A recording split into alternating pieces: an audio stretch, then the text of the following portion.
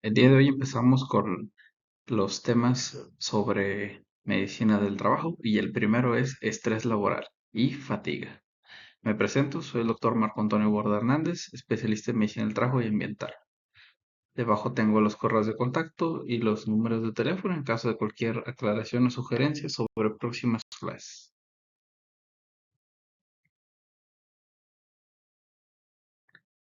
Iniciando la clase, pues quisiera explicarles un poco sobre cómo es que llegamos a la fatiga o al estrés por el trabajo.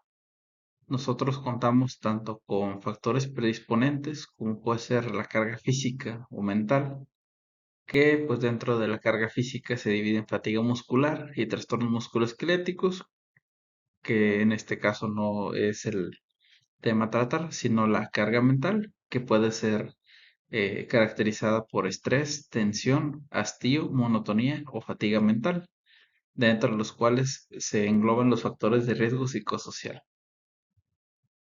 Dentro de la fatiga general vamos a ver la fisiología, las causas, cómo existe la recuperación y la no recuperación, el pronóstico para ella y los modelos de fatiga. Para prevenir que se presente la fatiga y el estrés, necesitamos realizar acciones y programas preventivos en nuestro centro de trabajo. Cuando nosotros no tenemos acciones preventivas, pues obviamente se desarrollan los fenómenos como la fatiga y el estrés. Iniciamos con la definición de la fatiga, el cual es una disminución de la resistencia y la capacidad para el trabajo. Proviene del latín concretamente fatigare, del cual procede fatis, que a la vez se puede traducir en ranura o grieta. Básicamente que la persona o el trabajador se encuentra roto. Y es muy importante diferenciar la fatiga general, que se caracteriza por una disminución del deseo de trabajar, que una fatiga muscular, en el cual predomina pues un dolor en los músculos agudo y localizado.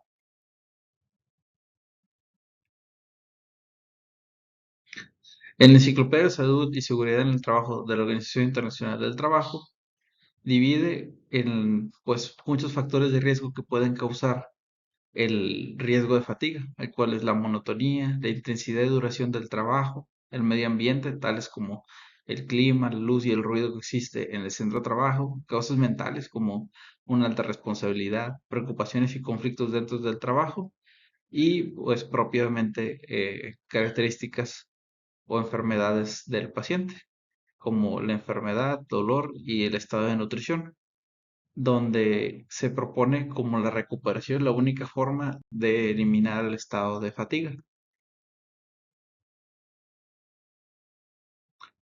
Partiendo del lado de la fisiología, la interpretación de la fatiga lo define como un estado de sensación que están condicionados por una reacción funcional de la conciencia en la corteza cerebral y que a su vez está gobernada por dos sistemas mutuamente antagónicos, el sistema inhibidor y el sistema activador.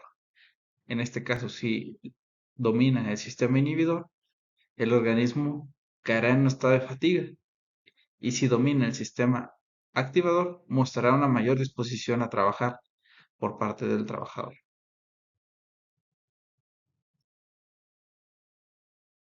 Esto a su vez, los sistemas se encuentran pues estructuralmente del encéfalo, el cual produce un efecto inhibidor que se manifiesta como una disminución de la reacción y la tendencia al sueño, exactamente en el núcleo dorsomediano del tálamo, que tiene conexiones con la corteza prefrontal y el hipotálamo. Este también participa en las aferencias viscerales, olfativas y somáticas, que son los mecanismos que permiten percepciones subjetivas y emotivas del cansancio. Por su lado,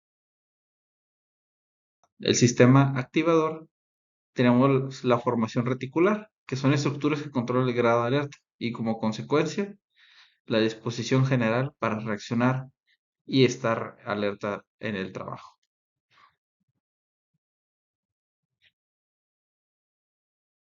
La definición de estrés es la suma de todos los parámetros del sistema de trabajo que influyen sobre los trabajadores.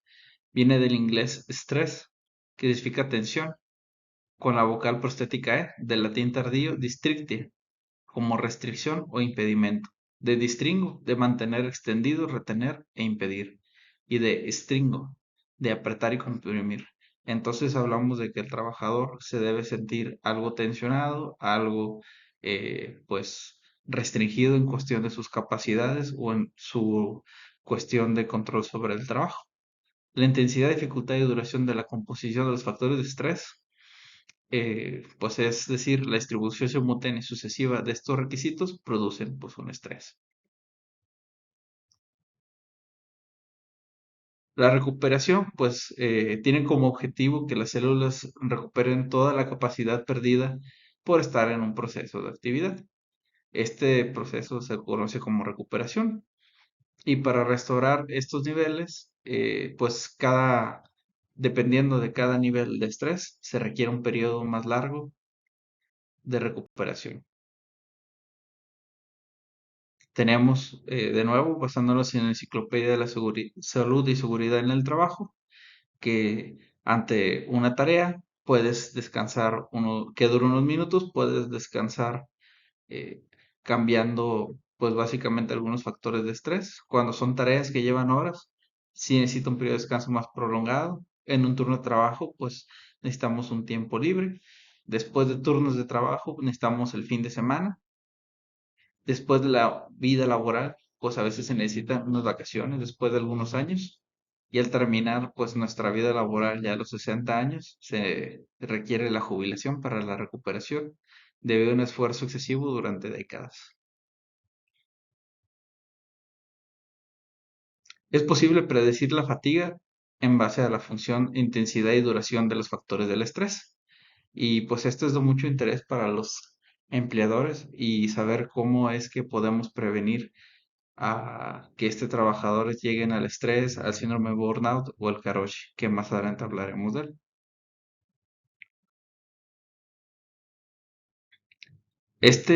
Pues básicamente lo que nos indica es que no es lo mismo que una persona realice un manejo manual de cargas en un clima o un ambiente controlado y que una persona esté haciendo actividades pues de carácter intelectual o mental en ambientes térmicos elevados. Cuando ponemos en la balanza a alguien que realiza manejo manual de cargas en ambientes térmicos elevados, pues obviamente el estrés va a ser mayor y esa persona va a poder, tiende a fatigarse un poquito más rápido. Los modelos de fatiga, según la Enciclopedia de Seguridad y Salud en el Trabajo, se dividen en tres. Los síntomas fisiológicos, que pues se interpreta como una disminución de la función de los órganos o del organismo. Los síntomas conductuales, principalmente cuando ya existe una falla en el rendimiento, una disminución en el rendimiento del trabajo. Incluso pues ocurren errores más frecuentemente en este tipo de personas que tienen este tipo de fatiga.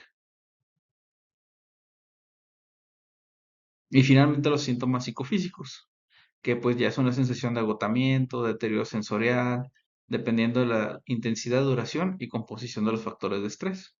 O sea que esta persona básicamente no está en estado de alerta. Y finalmente el karoshi, esta pues es una palabra japonesa que significa muerte por exceso de trabajo. Dentro de las entidades más comunes que pues suelen llevar a la muerte son los accidentes cerebrovasculares y ataques cardíacos. Desde 1987 el Ministerio de Salud de Japón reconoció legalmente esta situación y se consideró un problema social grave.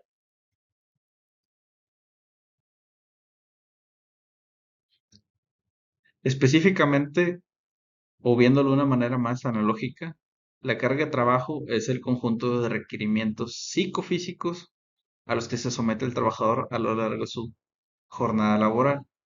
Entonces, hay que poner en la balanza las características del individuo o las capacidades sobre las exigencias del trabajo.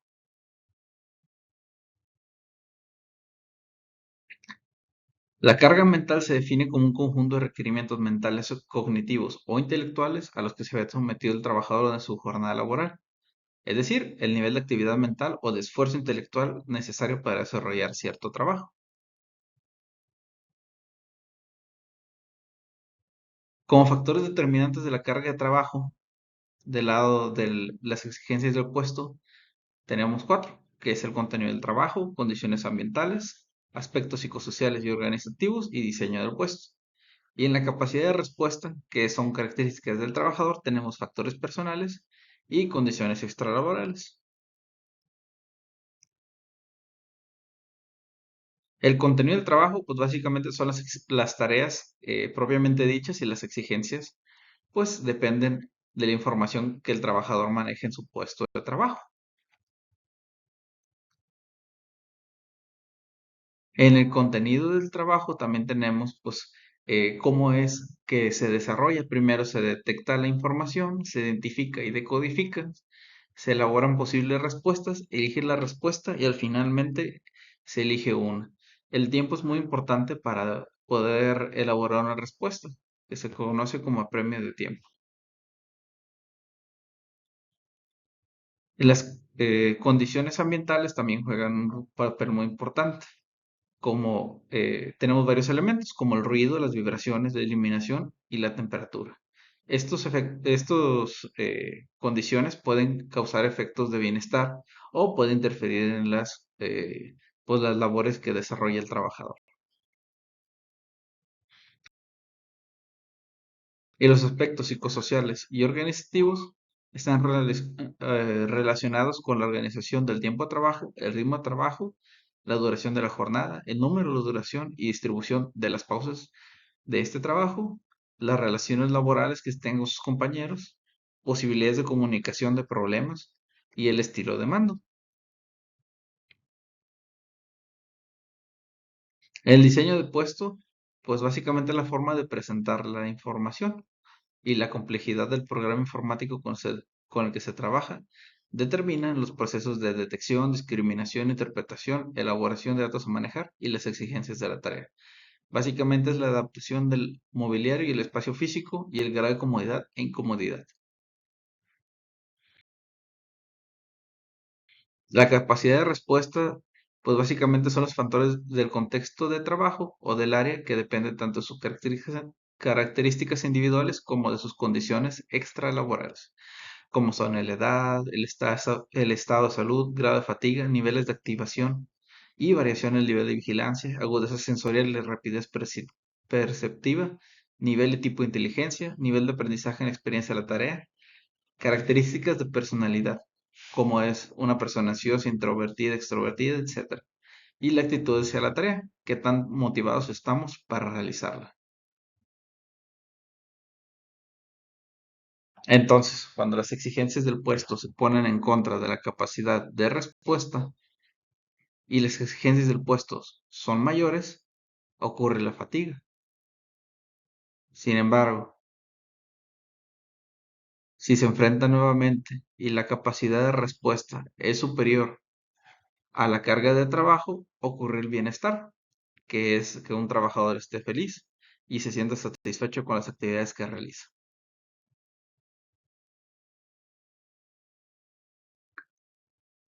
Hay formas de ver la carga mental. Una de ellas es si es cuantitativa o cualitativa. Y básicamente por la cantidad de la información o la complejidad de la tarea. Puede ocurrir una sobrecarga mental o una subcarga mental.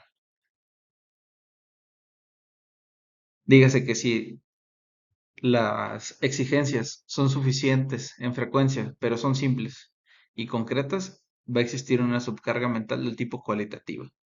Y si las exigencias mentales son muy escasas, ocurre una subcarga mental de tipo cuantitativa. Por el contrario, si no hay presión de tiempo, pero las exigencias mentales son demasiado amplias o demasiado complejas, es una sobrecarga mental cualitativa. Y si la presión del tiempo y exigencias mentales son demasiado frecuentes, se conoce como una sobrecarga mental cuantitativa.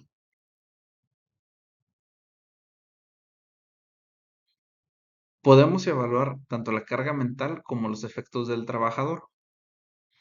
Durante la evaluación podemos realizarla de dos tipos en el modo de carga mental, con métodos globales y métodos de carga mental específicamente. Y en los efectos del trabajador podemos evaluar las alteraciones fisiológicas psicológicas o evaluar el comportamiento. En los métodos globales para las condiciones de trabajo, vamos a ver una a una. El primero es el método LEST. Existe otro método que es el RNUR o método de perfil del puesto y el método de evaluación de factores psicosociales del INSHT. El método LEST evalúa la carga mental a partir de 4 indicadores: apremio de tiempo, complejidad, rapidez, atención y minuciosidad. Por su parte, el método de perfil del puesto evalúa la carga nerviosa, las operaciones mentales y el nivel de atención. Y el método de evaluación de factores psicosociales del INSHT obtiene ciertos indicadores como la presión de tiempo, esfuerzo de atención, fatiga percibida, sobrecarga y percepción subjetiva de la dificultad. En la evaluación de la carga mental tenemos a la escala de Cooper-Harper, el cual esta escala fue diseñada para evaluar tareas de vuelo, que mide la carga mental mediante evaluaciones subjetivas de dificultad de diferentes tareas. Tenemos también la escala de Bedford. Al igual que el anterior, propone evaluación de la carga mental a través de una escala de 10 puntos en forma de árbol de decisión. La escala de carga global fue desarrollada para la evaluación de la carga mental experimentada por los individuos en una escala bipolar de 0 a 100 con intervalos de 5 unidades, donde 0 representa la carga mental muy baja y 100 muy elevada. El método SWOT fue desarrollada por el grupo de investigación de Reid, que asume que la carga mental de una tarea o actividad está determinada por 3 factores, y ellos la denominan como el tiempo, esfuerzo mental y estrés. En el quinto lugar tenemos el NASA-TLX o el Task Load Index. Este pues distingue 6 dimensiones de carga mental: demanda temporal, demanda física, demanda temporal, rendimiento, esfuerzo y nivel de frustración. Perfil de carga mental es el último método y es una técnica novedosa relativamente en 1996 en la cual los sujetos deben de estimar la proporción de recursos en distintos tipos que utilizan en la realización de tareas. Por otro lado, en la evaluación de los efectos fisiológicos y psicológicos en los trabajadores, en las alteraciones fisiológicas podemos vigilar la actividad cardíaca, ocular, muscular y cortical. En las alteraciones psicológicas hay métodos subjetivos y objetivos. Y en el comportamiento tenemos indicadores de rendimiento, estudios de métodos operacionales y método de la doble tarea. La prevención, cuál es el punto que queremos llegar, verdad? La medicina del trabajo, se, más que hacer algo después de lo sucedido, siempre tratamos de prevenir. Y esas son las medidas que se proponen, que es adaptar la carga de trabajo a las capacidades del trabajador, procurar dotar a las tareas de un nivel de interés creciente, controlar la cantidad y calidad de la información tratada, proporcionar la formación y el entrenamiento adecuados, adecuar en relación con la tarea el número y la duración de los periodos de descanso y mantener dentro de los valores de confort, pues los factores ambientales como la temperatura, el ruido, vibraciones, etcétera. La privación del sueño es muy importante dentro de los factores de riesgo psicosocial para causar la fatiga y el estrés, en el cual el individuo tiene que permanecer despierto durante horas que normalmente debe dormir, ya sea total o parcialmente, cae en un estado de pérdida forzosa del sueño, que suele percibirse como una forma de cansancio. Y la privación del sueño supone un problema para los trabajadores que no pueden dormir, pues debido a su horario de trabajo. Las principales condiciones de los horarios de trabajo irregulares que contribuyen a la privación del sueño son el horario nocturno, horario de madrugada o hasta muy tarde, largas jornadas de trabajo, turno permanente de noche o madrugada, periodo corto entre turnos, intervalos prolongados entre descansos, trabajos en zona horaria distinta y periodos de tiempo libre desequilibrados. En los cambios de sueño, normalmente hay una tendencia general a una disminución del rendimiento objetivo y de la valoración subjetiva de la eficacia del rendimiento. Ese declive psíquico está relacionado con la hora del día y que corresponde con las horas fisiológicas que tiene un ciclo circadiano. O sea que normalmente esta persona debería de estar durmiendo en la noche y trabajando en el día. La autovaloración de la falta de sueño aumenta con el tiempo en privación continua de sueño, con un claro componente cíclico asociado con el momento del día. Los efectos de la privación del sueño, pues básicamente se sabe que los ritmos fisiológicos se ajustan a los ciclos invertidos de sueño-vigilia, significa que los trabajadores nocturnos de forma gradual en el transcurso de varios días, en los que se repite el turno de noche, pues los efectos de privación del sueño sobre el rendimiento del tipo de tarea que se vaya a realizar también les va a afectar. Los lapsos o periodos sin respuesta son periodos breves de baja capacidad para mantener la alerta o el sueño ligero y pueden detectarse con registros en video de la ejecución o con movimientos oculares en el electroencefalograma. La recuperación de la privación del sueño y el medio de salud, tenemos que el efecto reparador del sueño pues es muy bien conocido. La recuperación mediante el sueño puede diferir en función de su horario y la duración, por lo cual depende de qué tanto tiempo ha estado privada de sueño o en horarios rotatorios o nocturnos, pues cuánto es que necesita descansar. Por lo cual es fundamental saber cuándo y cuánto debería dormir la gente. Muchas gracias. Con esto concluye la clase del día de hoy. Hasta ahorita fue algo rápido. Voy a intentar hacer pues un poquito más de clases para irla subiendo. Si necesitan bibliografía, está en la parte de abajo. Se puede ser enviada si se lo solicita por correo. Si quiere hablar de si quieren pues saber de otro tema, esto de sus órdenes, pueden escribirlo en los comentarios o pueden solicitarlo por correo.